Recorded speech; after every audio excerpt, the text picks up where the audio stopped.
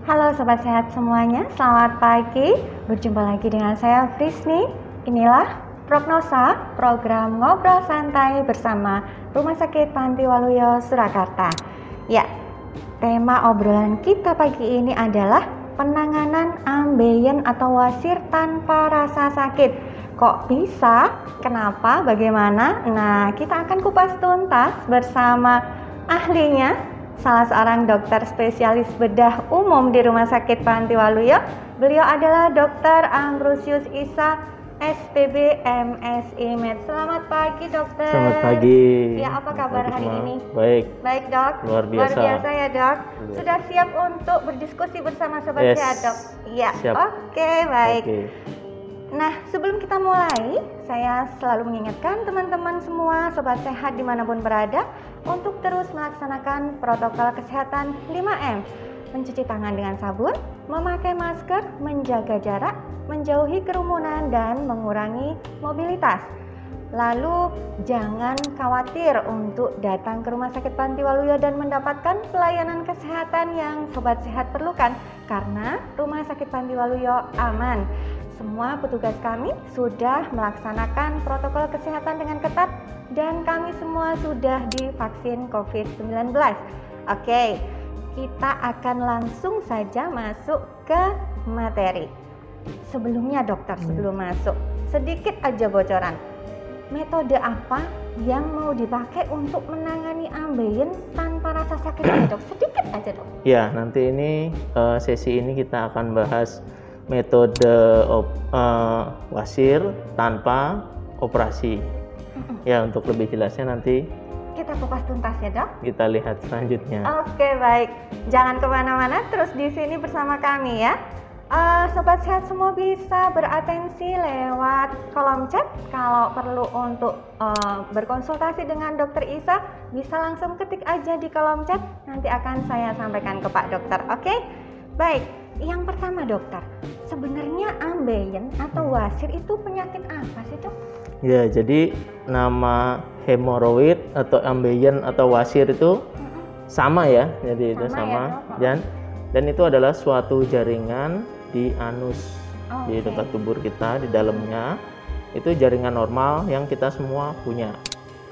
Dan itu menjadi problem atau kita masalah bila dia melebar, menonjol, dan keluar atau prolaps. Nah, itu yang dimaksudkan hemoroid Oke. atau wasir itu. Oke, jadi kalau dia dalam keadaan normal, Kalau normal sebenarnya memang tidak ada, apa-apa ya, iya, dok? memang Pasti semua ada di situ semua iya, orang ya, dok. semua orang ada. Dan yang Oke. besar 3 titik, 3 tempat. Iya. Lokasi. Lalu sebenarnya yang menyebabkan terjadi penyakit itu apa, dok? Ya, jadi penyebabnya atau faktor risiko orang-orang yang mempunyai lebih gampang terjadi wasir itu biasanya pada orang hamil, ya, orang hamil, orang gemuk, orang yang sukanya berlama-lama duduk di toilet, Oh, oke. ya, yang BAB-nya keras, konstipasi kronis, atau yang diare kronis, Oh, iya. atau bisa juga yang kurang dietnya serat. Kurang sehat. Ya, atau bisa juga yang biasanya mungkin suka seks tapi lewat anal dulu. Ya, itu masih bisa untuk terjadinya wasir itu. Oke, itu tadi Faktor resikonya. Faktor resikonya ya, dok. Ya. Oke, lalu untuk orang awam, dok, gejala umum yang bisa dideteksi itu apa, dok? Gejalanya biasanya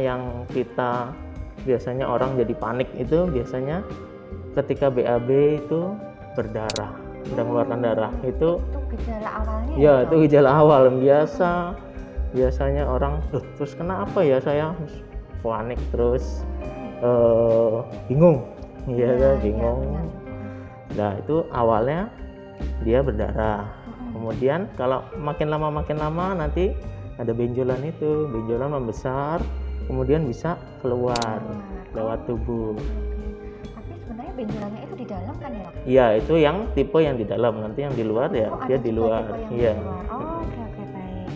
Lalu dokter, kalau kayak penyakit penyakit kanker itu kan ada stadium 1, 2, 3, 4 ya dok. Nah, penyakit ambeien ini apa juga ada grading keparahannya ya dok? Ada ya. Jadi kalau untuk kita bicaranya yang hemoroid atau wasir yang di dalam, yang internal ya. Ada grade 1. Grade 1 biasanya rasanya hanya nyeri, gatal gitu ya. Gatal, perih gitu rasanya. Itu belum berdarah ya dok? Itu berdarah. Oh sudah berdarah? Ya, berdarah, nyeri, gatal. Nanti yang kedua, apa grade 2, dia mulai ada benjolannya. Benjolannya bisa keluar ketika kita bersihkan, tapi dia nanti bisa masuk sendiri. Dan yang grade 3 biasanya benjolannya itu keluar, masuknya mesti dibantu pakai tangan. Ya, yang keempat sudah prolaps keluar. Sudah keluar. Tidak bisa masuk lagi ya. Oh oke baik. Lalu dokter, tadi ada gradingnya. Terus ada komplikasinya nggak ini dok? Komplikasinya ya karena biasanya yang perdarahannya berulang, kemungkinan banyak gitu, bisa terjadi anemia. Ya anemia atau kurang darah itu ya, darahnya kan keluar terus. Dan darahnya pada hemoroid itu atau wasir ini biasanya darah segar merah gitu, dia netes di kloset atau dia bersama dengan tinjanya itu, kotorannya itu, jadi nggak bercampur dengan darah. Oh gitu. Iya. Tapi dia berdarahnya ini hanya pada waktu BAB ya? Iya, ketika BAB. Oke. Dan setelah itu misalnya benjolannya tadi yang keluar itu, dia kan bisa terjepit oleh ini, menimbulkan nyeri, strangulasi. Iya. Oke, lalu seperti apa terapi yang diberikan untuk setiap tingkat keparahan ini dok? Jadi kalau terapinya ada macam-macam. Terapinya ini untuk yang di dalam ya. Untuk yang di dalam kita ada bisa metode operasi atau non operasi. Kalau yang metode operasi jelas untuk yang besar-besar, yang grade 4, grade 3 itu kita operasi atau ya yang non operasinya bisa dengan suntikan, bisa dengan diligasi, bisa operasinya juga bisa dengan namanya tekniknya dengan stapler alat, atau bisa dengan HALRAR.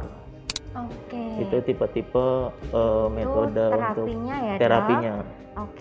Nah pasti kan pasien nggak pengen merasakan sakit ketika diterapi untuk penanganan wasir ini tadi ya dok. Nah terus metode yang paling nyaman dok untuk pasien ambeien ini terapinya seperti apa dok? Ya ini di rumah sakit kita ini, Rumah Sakit Panti Waluyo, ada suatu inovasi ya, teknik dengan memakai metode PILA dengan PILA PEC. Jadi namanya metode PILA. PILA itu adalah singkatannya adalah Paran Injection Ligasi for Ambient. Jadi seperti ini alatnya.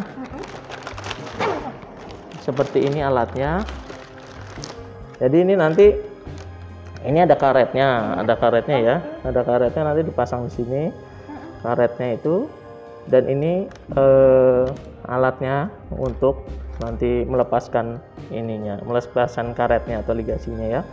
Dan ini awalnya kita masukkan ini namanya anoskopi, kita lihat dulu ya, kemudian yang benjol di mana posisinya, kemudian baru nanti disuntik dengan skleroterapi, setelah itu disedot, baru diligasi.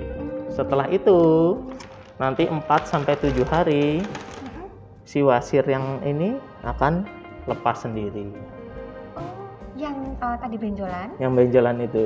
Ceritanya ini kita ikat? Iya, diikat, disuntik, diikat, kemudian nanti 4-7 hari benjolannya hilang, lepas bersama BAB yang keluar, tinja yang keluar. Iya, jadi dan itu tanpa rasa nyeri, tanpa operasi, singkat. Ini bisa dilakukan untuk setiap stadium? Bisa dari grade 1 sampai grade 3. Grade 1 sampai grade 3. Grade 3. Khusus grade 4? Kalau grade 4 karena besar harus dioperasi memang. Oke. Ya. Tadi kalau nggak salah ada yang hemoroid di dalam, Ya, ada yang di luar. Itu sama saja ya, Dok? Ini untuk terapinya? yang hemoroid yang di dalam, Oh, ini wasir yang khususnya dalam. untuk Ya, di dalam. kalau yang di luar Oke. memang kita perlu eksisi dengan operatif. Oke. Iya. Seperti itu, Nge. Iya, kita mau diskusi dengan Iya. Sobat Sehat nih, Dok. Sudah ada Mbak Arinda Wedinia yang bertanya kepada dokter kapan harus ke rumah sakit jika sudah mengalami ambeien, Dok. Ketika ada gejala, walaupun baru sedikit berdarah, bisa dia periksa atau konsultasi dengan kami. Jadi Oke. ketika baru berdarah pun Gejala awal bisa, tadi ya, ada keluar darahnya ketika BAB. keluar darah kan kita periksa dulu nanti, gitu. Oke. Bisa langsung. Datang ke kami Poliklinik Bedah. Oke. Ya, untuk diketahui, Dokter Isa ini praktek setiap hari Senin sampai Sabtu jam 8 sampai jam 12. 12. Yes. Nah, buat Sobat Sehat yang mungkin ingin berkonsultasi, ingin menanyakan seputar keluhannya terkait pagi ini ambeien wasir, bisa langsung datang dan berkonsultasi langsung dengan Dokter Isa. Ya, oke. Ada lagi dokter dari Mas Januar Arya. Selamat pagi dokter, saya mau tanya, usia berapa yang rentan bisa terkena ambeien? Lalu bagaimana caranya supaya tidak kena ambeien, dokter? Ya, jadi menurut kepustakaan yang banyak terkena ambeien biasanya usia 40-an sampai 60-an. Itu biasanya dia rentan terkena wasir ini, dan biasanya populasinya pada yang wanita, atau karena kan hamil merupakan faktor risiko juga ya. Hamil. Jadi malah wanita ya dok? Iya, banyakan wanita. Oke. Ya, dari Mas Hangga Trihayoga dokter ada yang bertanya lagi. Dok tanya, apakah dengan metode pila lebih murah daripada dengan metode operasi, dok? Ya, yang jelas metode ini tidak nyeri dan lama rawat inap, dan bahkan kalau hanya satu titik tidak perlu rawat inap, dia bisa langsung pulang. Tindakan langsung pulang. Oh, iya, Kalau mungkin yang 2 atau 3 titik mungkin bisa pengawasan satu malam lah mungkin ya. Tapi tergantung ininya juga besar kecilnya. Ya, yang jelas ini lebih simple, lebih tanpa rasa sakit dan ekonomis. Ya, karena dia tanpa mondok. Dan tidak perlu sayatan ya, dok? Tidak perlu sayatan. Tidak ada sayatan sama sekali ya, dok? Oke, jadi nggak usah takut ya. Sekarang di Rumah Sakit Pantiwalu sudah ada metode yang baru untuk menangani ambeien tadi. Yang takut sama ruang operasi mungkin baru membayangkan, waduh nanti saya dioperasi sudah parno duluan. Nah, jangan khawatir karena di tempat kami sudah ada metode yang sangat nyaman untuk menangani ambeien ya. Oke. Ada lagi pertanyaan dokter dari Hub SCH_SOC. Wah, ini namanya susah sekali. Bagaimana cara mendaftar untuk program pila? Nah, dok, gimana ya, dok? Jadi bisa datang dulu ke poliklinik. Saat ini saya praktekkan pagi jam 8 sampai jam 12. Bisa nanti saya periksa dulu. Untuk tindakannya nanti sementara hari Senin sampai Rabu bisa dijadwalkan. Khusus untuk pila? Ya, Senin khusus untuk sampai pila. Rabu ya dok? Senin sampai Rabu. Saat ini seperti itu. Kalau mau konsultasi dengan bisa dokter tiap hari, tiap pagi hari dari Senin sampai Sabtu. Nah, khusus untuk program pilanya kami buka dari hari Senin sampai Rabu untuk saat ini. Oke, gitu ya dok ya? Yes. Ya. Oke, dokter kalau misalnya nih ada sobat sehat yang mungkin rumahnya tidak di area Solo dokter, apakah bisa menghubungi dokter lewat telemedicine dok? Bisa, dengan telemedicine nanti kita ketemuan dulu atau janjian ya, nanti gimana ininya kemudian jam berapa gitu ya, Dok? kemudian baru tetap harus ketemu nanti setelah janjian kita ketemu lewat poli. Karena ada pemeriksaan yang lebih lanjut yang kami perlu periksa. Harus melihat kondisinya ya, Dok, supaya bisa mendiagnosa ini metode apa kita yang tepat bisa juga dilakukan gitu ya, Dok. Oke, kalau mau konsultasi lewat telemedicine juga bisa. Jangan lupa untuk melakukan pendaftaran dulu, melakukan janjian dulu dengan Dokter Isa supaya bisa dilayani lewat telemedicine. Nah, oke, untuk info lengkapnya bisa telepon ke 0271 7120077 atau melalui WA kami di 081 5671 7076. Oke, mungkin ada sobat sehat yang tadi ketinggalan tidak sempat melihat program kami secara live, bisa kunjungi IGTV Rumah Sakit Panti Waluyo di rs_pantiwaluyo_Surakarta atau kunjungi channel YouTube kami di RS Panti Waluyo. Jangan lupa di like, jangan lupa di share dan di subscribe. Oke. Baik dokter, untuk endingnya, penutupan dokter, bagaimana upaya pencegahan supaya sobat sehat semuanya tidak terkena ambeien, Dok? Ya, jadi kita upaya untuk paling tidak mengurangi resiko mengurangi resiko untuk ambeien ini dengan pola hidup, mengatur pola hidup. Artinya dietnya perlu kita tinggi serat, sayur, buah, minumnya yang cukup. Ya, ketika BAB jangan terlalu lama di kamar mandi dan ternyata bermasalah ya, Dok, terlalu lama. Iya. Oke, dan saya baru tahu. Saya sarankan sih yang bagus kalau memang mau BAB bisa dengan WC-nya yang jongkok atau misalnya WC duduk dengan dingklik, ditambah dingklik. Jadi kakinya kita ada sudutnya gitu seperti kita jongkok. Itu dia memudahkan untuk lebih BAB, jadi nggak perlu terlalu ngeden gitu. Jadi ini sebenarnya kloset yang nyaman itu belum tentu sehat ya, Dok? Iya, karena saking nyamannya malah jadi kita bikin kita betah ya, iya, apalagi sambil WA-an, cari ilham gitu, padahal ilham di luar kamar mandi. Iya. Jadi ternyata malah nggak sehat ya. Oke, baik. Yang lebih baik malah yang model jongkok. Atau yang mempermudah untuk ini ya segera selesai. Ya, karena dia sudutnya lebih landai, jadi lebih gampang untuk keluarnya, nggak perlu terlalu mengejan. Banyak ngejan. Oke. Itu tadi tips dari Dokter Isa supaya kita semua terhindar dari penyakit ambeien.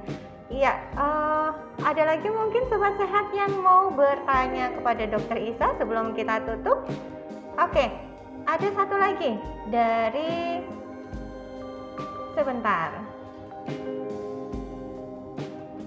Iya, dari Mas Januar Arya. Oke, apakah anak-anak bisa terkena ambeien, Dokter? Biasanya jarang. Jadi di bawah 20 tahun itu sangat jarang.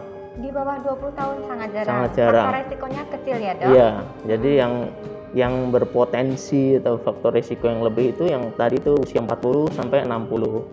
Wanita juga lebih 60 tahun. Mungkin itu karena faktor usia sehingga otot-otot sudah mulai kendur atau bagaimana, Dok? Macam-macam, karena pola makan, karena kelamaan di toilet segala. Iya. Begitu sobat sehat semua, kalau misalnya nanti masih ada yang pengen konsultasi dengan Dokter Isa, bisa menghubungi kami di nomor telepon dan nomor WA yang tadi sudah saya sebutkan, atau bisa langsung datang juga ke Rumah Sakit Panti Waluyo, bertemu dengan Dokter Isa langsung, boleh banget ya, dari Senin sampai Sabtu jam 8 sampai jam 12. Beliau akan dengan senang hati melayani Bapak Ibu, melayani sobat sehat semuanya. Iya, oke. Sepertinya pertemuan kita pagi ini sudah cukup, dokter. Berakhir, ya. Terima Yes. kasih waktunya sudah diluangkan untuk Iya. berbagi ilmu, berbagi informasi dengan teman-teman semuanya. Sukses selalu pelayanannya. Iya. Tuhan memberkati. Tuhan berkati Iya. semua kita semua. Terima kasih Sobat Sehat yang sudah mengikuti acara ini dari awal sampai akhir. Semoga kita semua selalu diberkati dengan kesehatan. Salam sehat, salam sejahtera. Sampai jumpa.